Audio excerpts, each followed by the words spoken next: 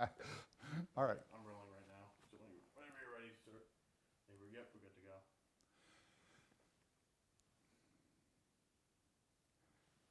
So about 30 years ago, I got this idea of doing special effects in the real world. I'm a big fan of special effects in motion pictures, and I thought, well, is there a way to do similar kinds of things that people can experience in their real lives rather than just having them on the screen? So is there a way to take those special effects and bring them out of the screen, out of the theater, into real environments? So we got started with that, and the most natural place to do something like that would be in an amusement park. So that's where we got started. And we got started, I'll mention a couple of the places where we started. We did work for the Key West Shipwreck Museum.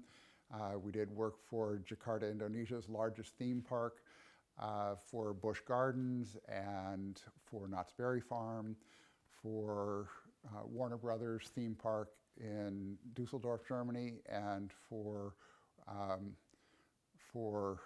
MGM Grand for the Emerald City in Las Vegas.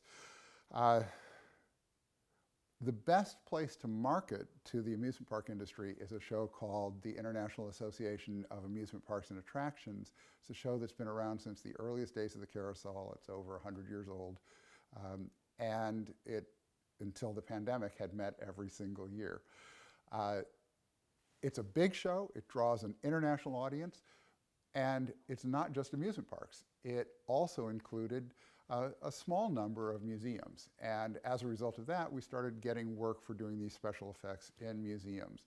We did the Hong Kong Science Museum, the National Science Center for the United States, and more recently, some work in Singapore. We did one for the JTC Singapore Museum, which is an energy museum, and for an art museum in Singapore, the Singapore Art House. Gradually then, some of those clients, and in fact even one of them started at IAPA also, IBM sent its exhibit manager to the amusement park show to see what was going on in the amusement park industry, and we did a project for IBM. And as the years went by, we started to get more and more work for corporations for conferences and for trade shows and that sort of thing. So in that end of the world, we've been doing work for Ford Motors and NASA, for Bridgestone Firestone, for lots of pharmaceutical companies, Alcon Pharmaceuticals, Merck, ADT, a wide variety of commercial clients, especially medical clients. So that's a kind of a list of some of the people that we've done work for and the kind of overall way the company has developed. But it still doesn't really answer anything about what these effects are. Like, what does it mean to have a special effect that happens in the real world? And we've basically developed a few core technologies. One of them is a technology for three-dimensional projection. So instead of being flat, a screen can be sculpted in any shape. And then the video image is also contoured to correct for the distortion you get when you project on a surface that isn't flat. So it can be any shape. One of the shapes that we started off right away with was a human head. And we created something that we call a video spokesmannequin, because it's a mannequin that speaks. And that animated character gives you the likeness and voice, or the real presence of a real person, even though it's actually a video projection, a three-dimensional video projection. Because we do three-dimensional projections, we're also able to sculpt all kinds of other shapes. And one of those other shapes would be, for instance, a human body or a human organ or some kind of machine or a molecule or something like that, and then also contour the video signal for those. So that's part of why we've started getting a lot of work for medical device manufacturers and for pharmaceutical companies.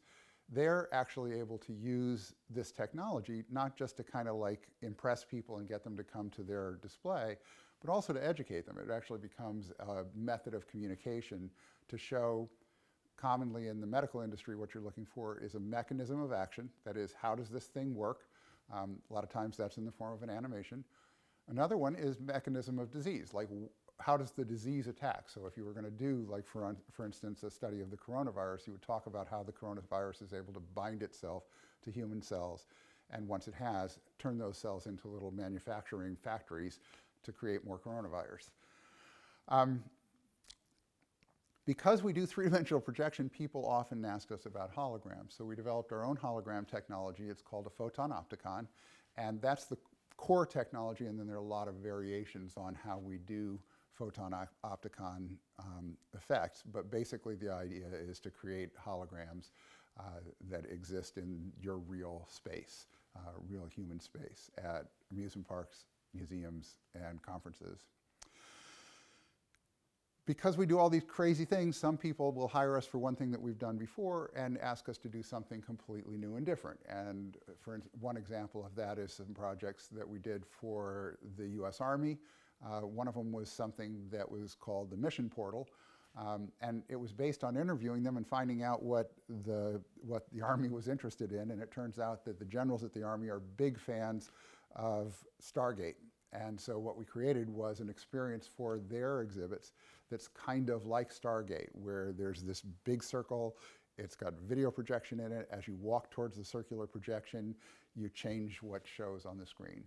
And, but other examples of things that we've done are just fun things, like we have a magic mirror where a mirror can kind of read your mind and show, when you see your reflection in the mirror, you also see captions over your head of fun, crazy things you could say, like a cartoon. So I think that's pretty much where we are, how we've gotten to where we are, and then the question is what's in the future. And I don't have a very good answer for what's in the future for People Vision, because almost everything we do is because someone asks us to do it. So if somebody says, can you do projections on water? Say, sure, we can do projections on water. If somebody says, can you do a plane that flies upside down? We say, yeah, we can make a plane that flies upside down. The point is that almost everything we've ever done has been to fulfill a need that somebody's expressed. And in a sense, what we say is we like to make people's dreams come true. If you can imagine it, we can try to find a way to do it. So the kind of tagline for People Vision, the way we describe ourselves, is real world special effects.